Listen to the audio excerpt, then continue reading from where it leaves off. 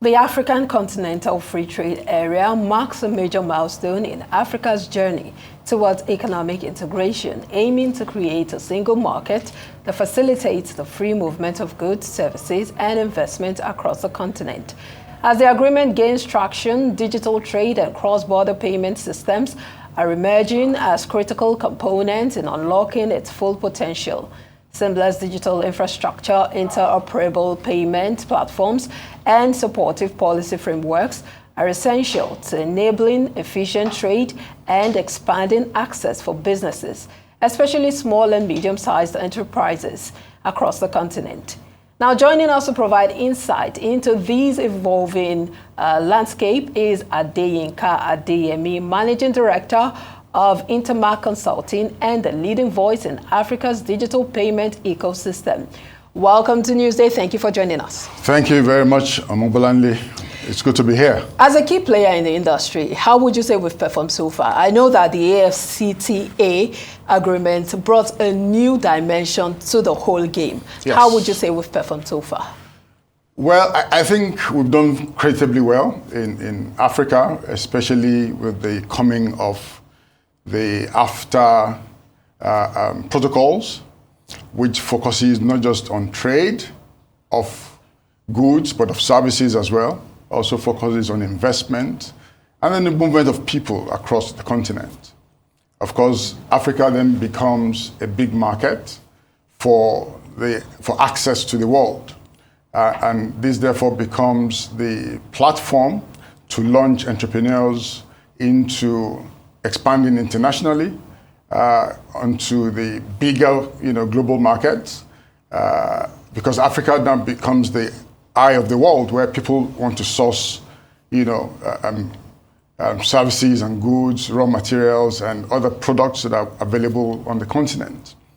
But the good thing is that where we're at the moment is nothing compared to the future that we see for the continent, not just because of the opportunity that AfTA provides and the protocol, but also other associate industries, for instance, payment.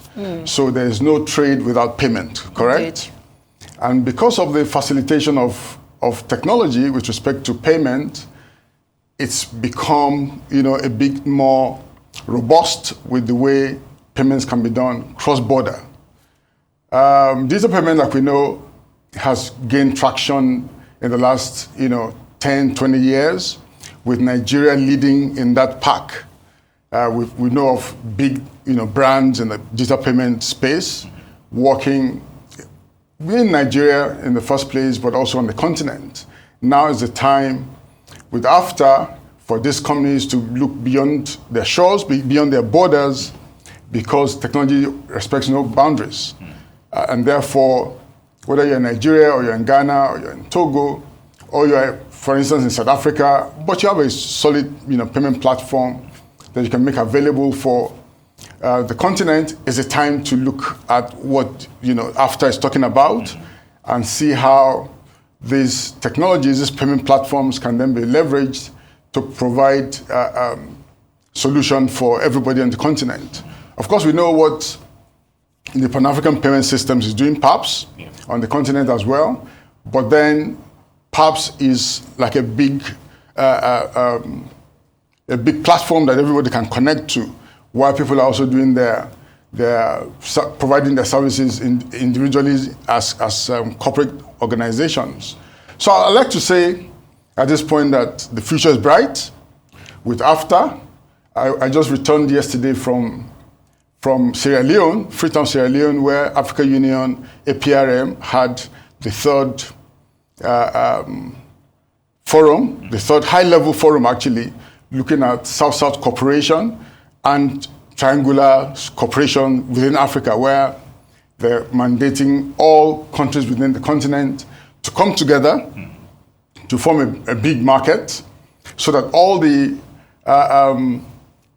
issues that border on cooperation and the challenges thereof can then be addressed within the African Union. And one of the things, I moderated one of the sessions at that event, and one of the things that we spoke about is the need for Africa to leverage on technology to drive transformation, particularly with respect to trade and commerce, but also with respect to how payment technologies that have become, the order of the day globally can then add value to what we're doing on the continent. All right, Mr. Adeyemi, you just highlighted the prospect for digital trade and, of course, AfCFTA. But then again, realistically, when you attend conferences like this, are you seeing that commitment, that sense of commitment to unify, trade within the AfCFTA?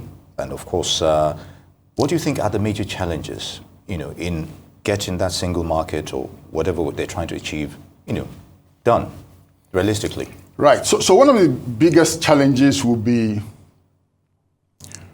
achieving single markets in Africa, right? Which is basically the vision of the leaders of Africa, to ensure that Africa becomes a single market. But then you have, differentiation in currency. You have differentiation in the direction of leadership of different, leaders on different countries. And then you also have limitation, which is the most difficult from where we stand, in the movement of people. To go to Gambia, to go to Sierra Leone, for instance, I had to travel all the way to Lome, then to Ghana, and then to Freetown, Sierra Leone. Now, the movement of people has two, factors to it. One is a requirement for documentation with respect to visas and so on. How do we work around that to ensure that we have a unified system that, as long as you are within Africa, there's limited requirements to travel. Yeah. The other, therefore, will be to look at the transport system or the transportation system that can facilitate what we want to see. Because if you're trading between Nigeria and say South Africa, beyond currency differences, beyond the issue around visas and documentation, question is, how do I move easily, the ease of movement from one country to the other? So those are the factors that we see that are challenges, but the good news again is these challenges can be resolved once the leaders of the continent come together to become determined in dealing with those issues. I'm not sure that these things are not, insurmountable. I don't think so. There needs to be a political will by the leaders to put flesh in the things that they really want to see as a vision that they have, crafted for Africa. And once they do that, I'm sure we can move ahead without in full steam. Okay, let's talk about the current regulatory framework for cross-border payments in Africa. What are your thoughts on that? How do you think it can be leveraged on? How can it be improved to help businesses do this intercontinent trade? So my response to that would be that in the first place, you have PAPS, the Pan-African Payment Systems, settlement systems that has been originated by Afrexim Bank, which is a fantastic idea. That's really, and I know that PAPS is working with all the central banks on the continent to facilitate, trade on the continent.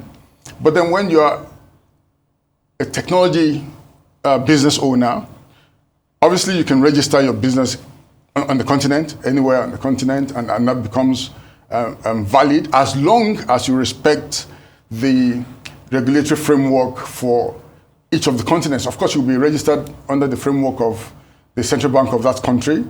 And once you respect the requirements of the license that you possess for that country, which, and I'm talking about frameworks, and that framework will have been spelled out clearly within the license that you possess for each country, and then you're good to go. It's the same thing, operating in Nigeria. You have to be registered with the Central Bank of Nigeria. Once you do that, Central Bank of Nigeria monitors your operations. They have audit systems. They have compliance systems that they put in place, and that's it. Is the Nigerian Central Bank policies, the regulations that they have, are they friendly to this AfCFTA and also for small businesses to operate when it comes to cross-border interactions or trade relations? Without holding brief for Central Bank of Nigeria, I know that Central Bank believes in that vision of a single market for Africa. I know that Central Bank has signed up with the with the PAPS, platform, and I also know that the Central Bank of Nigeria respects the AFTA protocols. Now, with that said, it is also true that Central Bank is working alongside AFTA to achieve the objective of AFTA.